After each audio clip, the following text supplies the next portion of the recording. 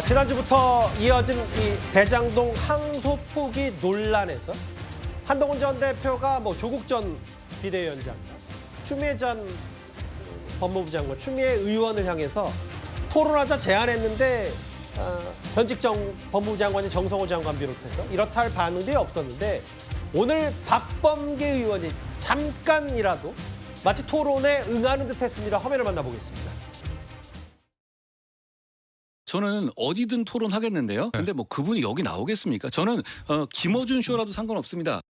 혹시 서울대 교수였던 조국 씨 얘기하는 건가요? 제가 얘기하는데 그분 도망가잖아요. 자꾸 대리시험 하더니 대리 토론하자고 하잖아요.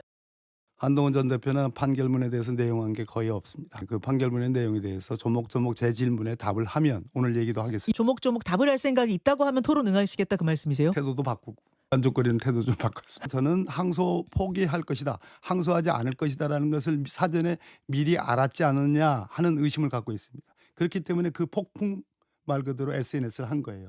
그 시간도 앞뒤를 따져보면 결국은 내통하고 있었다는 의심을 하지 않을 수가 없는 거예요. 이동학 의원님, 오늘 제가 오전부터 쭉 지켜봤던 전직 법무부 장관의 SNS 공방이 있었어요.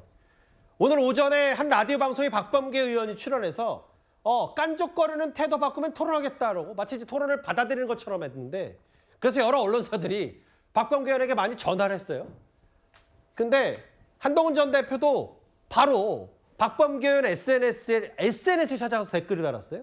공손하게 답할 테니까 시간과 장소를 잡자 했더니 박범계 의원의 이 말, 이동학 의원님, 네. 토론 안 하겠다는 거잖아요. 네. 그러니까 조건부였어요, 애초부터. 조건부라는 게 뭐냐면 7가지 질문을 던졌거든요. 예컨대 대장동에 검찰이 지금 하고 있는 게 먹은 돈이 7,800 몇십억 이렇게 돼 있는 거 아닙니까? 이게 왜 어떤 근거로 해서 나온 거냐, 이러한 질문들을 쭉 던집니다. 그래서 숫자에 관한 질문들을 던지고 있는데 그것에 대한 답을 한다면 토론할 의향이 있다, 이제 이렇게 말씀하셨던 거예요. 그리고 몇 가지 조건이 더 붙었죠. 저렇게 깐족거리는 태도를 바꾸면 토론하겠다, 이런 이야기들도 했는데 저는 애초에 저 조건이 지켜지지 않을 것이라고 생각합니다. 그리고 한동훈 대표가 지금 취하고 있는 태도는 그걸 토론에서 얘기하면 되지 왜 조건부로 갖다 붙이냐, 이런 얘기를 하고 있는 거거든요. 그래서 제가 볼 때는 지금 한동훈 전 대표가 오랜만에 뭔가 물건을 만났다라는 어떤 툴을 가지고 본인 여기 있어요라고 대중에게 지금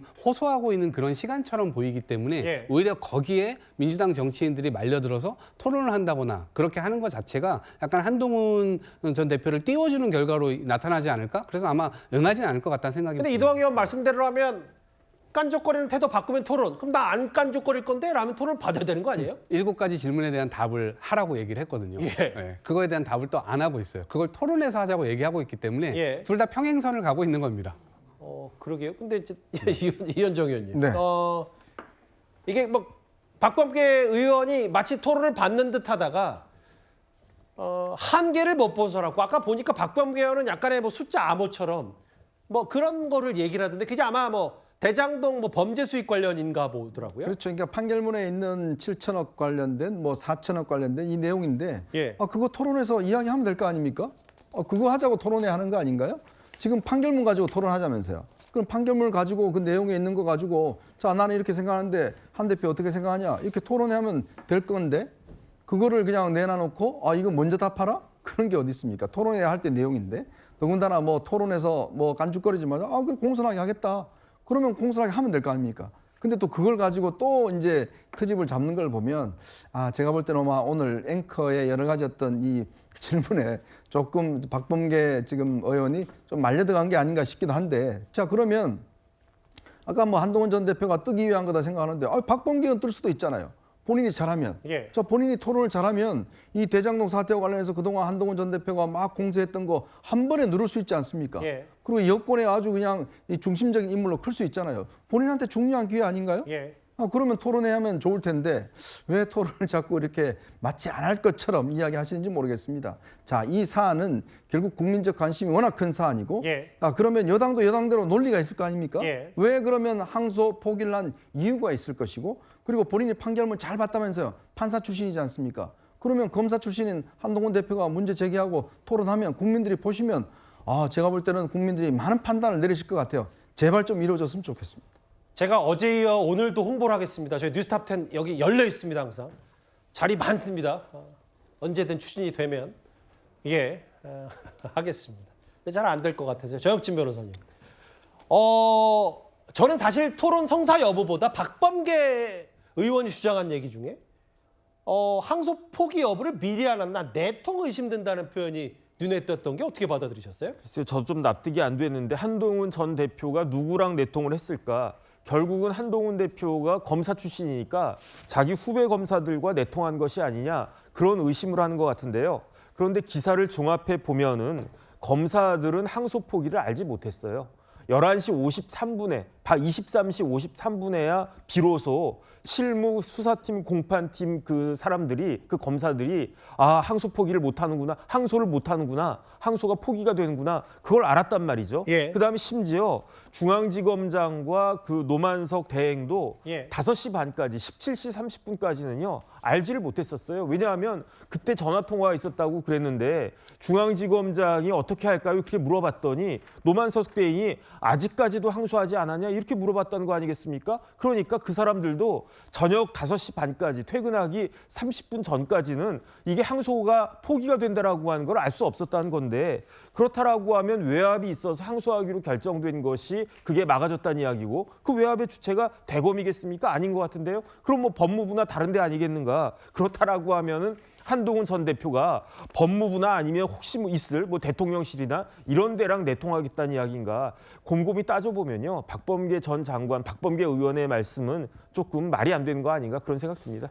야권에서는 이건 계속해서 항소 포기가 아니라 추징 포기다. 범죄자들 다 뒷돈 챙겨준 거 아니냐는 비판하고 있는데 대장동 일당 가운데 정영학 회계사의 아파트가 부동산이 다 오르긴 했습니다만 62억 됐다. 이런 추징을 실패했다는 여러 비판 목소리가 조금씩 더 우려가 현실이 되는 숫자가 나타나고 있어요.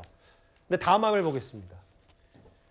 일단 성남시가 지금 팔을 걷어붙였습니다. 대장동 일당들이 법원에 제출한 추징보전 해제 신청에 대해서 강력히 반대한다. 검찰에 의견서를 냈는데 김진욱 대변인 의견서야 낼 수 있고 성토를 수 있는데 쉽지 않아진 건 사실이에요. 그렇습니다. 쉽지 않을 수 있다라는 부분을 전제로 얘기를 할 수밖에 없는 상황입니다. 그럼에도 불구하고 포기할 것이냐, 그렇진 않을 것이다. 노력해야 된다라는 부분 분명히 나오는 부분이고요. 저 역시도 지금 이 대장동, 소위 대장동 일당이라고 하는 사람들이 범죄 수익으로 단 한 푼도 챙겨가면 안 된다. 물론 정상적인 수익이 거기서 발생했는지 그 부분은 제가 잘 모르겠습니다. 그러나 범죄 수익이 확정된다면 그 범죄 수익에 대해서는 당연히 국가가 추징하고 그 추징된 부분에 대해서 그 손해를 봤다고 하는 성남시 또는 성남시 도시개발공사에게 환원시키는 것이 저는 맞다고 보는데 지금 국민의힘에서 계속해서 저희가 이걸 호도하고 있다라고 말씀을 드리는 것이 저희가 대장동 일당을 비호하는 것이 아니라 실질적으로 어떤 형법상으로의 추징이 1차적으로 어려워질 수는 있겠습니다만 여전히 민사적인 방식이 남아있음에도 불구하고 마치 이것이 완전히 무력화된 것이다. 그렇기 때문에 대장동 일당에게 뒷돈을 챙겨준 것이다. 알겠습니다. 범죄 수익금을 챙겨준 것이다. 라고 말씀하시는 건 너무나 과도하다. 이런 말씀을 드리는 것이고요. 지금은 성남시나 성남시 도시개발공사에서 민사를 통해서라도 가압류 걸고 이 부분을 추징하기 위한 최대의 노력을 한다고 하니까요. 그 부분에도 저는 정말 최선을 다해 주시길 좀 부탁드립니다. 근데 이제 의지를 갖고 최선을 다하는 것과는 별개로 이 결과물이 가능성이 지극히 낮다는 시각이 많기 때문에 그럼 왜 항소를 포기했냐? 다시 원론으로 돌아가서 본질로 돌아가서 반박할 수 있는 부분들이 많겠죠. 2위였습니다. 지금까지 들은 여러분들의 목소리를 만나볼 차례입니다. 첫 번째 댓글입니다. 나이는 죄가 없지만 이번에도 고령 운전자라는 것. 지금 이 모녀가 지금 아픕니다. 짱구가 무슨 잘못했다고 중국 영화관에 일본 애니메이션 못 올리냐 이런 말씀하신 것 같고요. 커피값은 누가 내냐? 이미 계산하고 마셨겠죠 또 볼까요? 내 딸 소중하면 다른 집 딸도 소중하다라고 하셨습니다. 마지막 보겠습니다. 돈 안 갚으면 지원 끊는 게 맞는 거잖아요. 아마 저게 이제 3조를 북한이 가져가고 별다른 입장이 없다 이런 얘기인 것 같은데요. 댓글 5개 모두 감사드립니다.